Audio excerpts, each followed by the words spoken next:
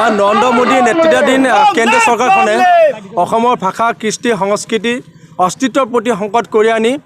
নাগৰিকত্ব সংশোধনী আইন 2019 অসমত বলপূৰ্বকভাৱে জাপি দি আমাক যি এক সংকটৰ সন্মুখীন কৰিছে তাৰ কাৰণে আমি সদৌ অসম ছাত্ৰ সন্থাই অসমৰ জনগণে আমি ইয়াত তীব্ৰ বিৰোধিতা আমি কৰিছোঁ আৰু সেইখিনি সময়তে আমি দেখিবলৈ পালোঁ যে বিজেপি নেতৃত্বাধীন এই সৰ্বানন্দ অসম চৰকাৰে এই নাগৰিকত্ব সংশোধনী আইনখনক তেখেতসকলে আকৌ আদৰণি জনালে যাৰ জৰিয়তে অসমৰ ভাষা কৃষ্টি সংস্কৃতিৰ প্ৰতি সংকট কৰি আনিছে আমাৰ অস্তিত্ব নিশেষ হৈ যাব আৰু অসম চুক্তিক উলংঘ কৰা এখন আইন অসমৰ জনগণে কেতিয়াও মানি নলয় আৰম্ভণিৰ পৰা আমি সদৌ অসম ছাত্ৰ সন্থাৰ অসমৰ জনগণে আমি ইয়াত তীব্ৰ বিৰোধিতা কৰিছোঁ আৰু ভৱিষ্যতে আমি ইয়াত তীব্ৰ বিৰোধিতা কৰি যাম এই নাগৰিকত্ব সংশোধনী আইনখনে এখন অসাংবিধানিক এখন অগণতান্ত্ৰিক আৰু এই আইনৰ জৰিয়তে ধৰ্ম নামত অসমৰ পুনৰ 43টা বছৰৰ অবৈধ বাংলাদেশীৰ বোজা জাপি দিবৰ কাৰণে যি কেন্দ্ৰীয় চৰকাৰে আৰু ৰাজ্য চৰকাৰে যি হঠকাৰী সিদ্ধান্ত গ্ৰহণ কৰিছে এই সিদ্ধান্তক আমি সদৌ অসম ছাত্ৰ সন্থাই অসমৰ জনগণে আমি কেতিয়াও মানি লওঁ আৰু মানি লোৱাৰ কথা নপৰে সেইকাৰণে আমি পুনৰবাৰ আমি কেন্দ্ৰীয় চৰকাৰ ৰাজ্য চৰকাৰ আমি পুনৰ সকীয়াই দিছোঁ নিৰ্বাচনৰ প্ৰাক মুহূৰ্তত তেখেতসকলে আকৌ কা আইনখনৰ সপক্ষে মাত মাতিছে কিন্তু অসমৰ জনগণে কেতিয়াও কা আইনখন মানি নলয় আৰু মানি লোৱাৰ কথা নপৰে ইতিমধ্যে আমি এই কা আইনখনৰ আৰম্ভণিৰ পৰা আমি যি তীব্ৰভাৱে আমি ইয়াৰ প্ৰতিবাদ কৰা হৈছিল অসমৰ জনগণে ইয়াত তীব্ৰ প্ৰতিবাদ কৰিছিল আৱল বৃদ্ধ বনিতাক এই বিজেপি নেতৃত্বাধীন কেন্দ্ৰীয় চৰকাৰে অসম চৰকাৰে নিৰ্মমভাৱে হত্যা কৰা হ'ল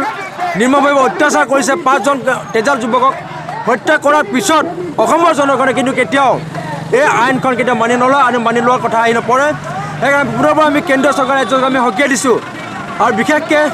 এই বিজেপি নেতৃত্বাধীন এই সৰ্বানন্দ সোণোৱালৰ নেতৃত্বত থকা অসম চৰকাৰ আমি পুনৰবাৰ সকীয়াই দিছোঁ হিমন্ত বিশ্ব শৰ্মাক আমি কৈছোঁ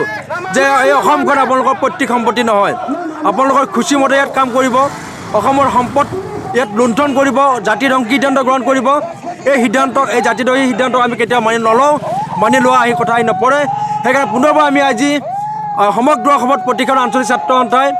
বাইক ৰেলীৰ জৰিয়তে আমি জনসাধাৰণক সজাগ আৰু সচেতন কৰিব বিচাৰিছোঁ যে এই কা সমৰ্থন কৰা জাতীয় এই ৰাজনৈতিক দলক আমি উৎখাত কৰিব লাগিব অসমৰ ভাষা কৃষ্টি সংস্কৃতিক যিয়ে নস্যাৎ কৰিব বিচাৰিছে এই ধৰণৰ চৰকাৰক এই ধৰণৰ ৰাজনৈতিক দলক আমি এক কষ্ট দিব নালাগে আৰু এই 2021 চনৰ নিৰ্বাচনে আমাৰ অসমৰ জনগণৰ কাৰণে ন্যায় প্ৰতিষ্ঠাৰ কাৰণে এটা সময় আহি পৰিছে এই সময়ত আমি সকলোৱে ঐক্যবদ্ধ হৈ এই কা বিৰোধী শক্তিক আমি আগবঢ়াই লৈ যাব লাগে আৰু এই কা সমৰ্থনকাৰী শক্তিক কোনো কাৰণত আমি ৰাজপাটৰ আসনত বহিবৰ কাৰণে আমি দিব নালাগে সেইকাৰণে আমি কৈছোঁ যে জাতীয়তাবাদৰ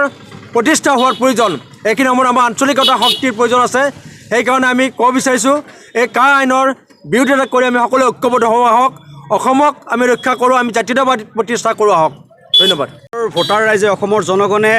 পৰিৱৰ্তনৰ আশাৰে শাসনৰ গাদীত বহুৱাই বিজেপি চৰকাৰখনে আমাক যিনেকি বিশ্বাসঘাতকতা কৰিলে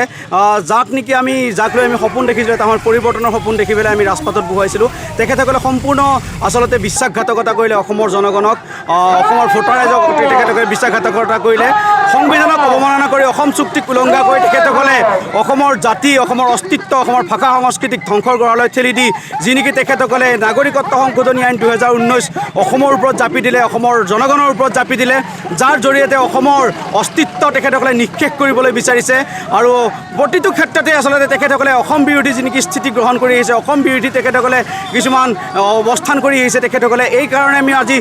সদৌ অসম ছাত্ৰ সন্থাৰ আহ্বান মৰ্মে টংলা আঞ্চলিক ছাত্ৰ সন্থায়ো প্ৰতিবাদী বাইক ৰেলীৰ কাৰ্যসূচীৰ জৰিয়তে বৰ্তমান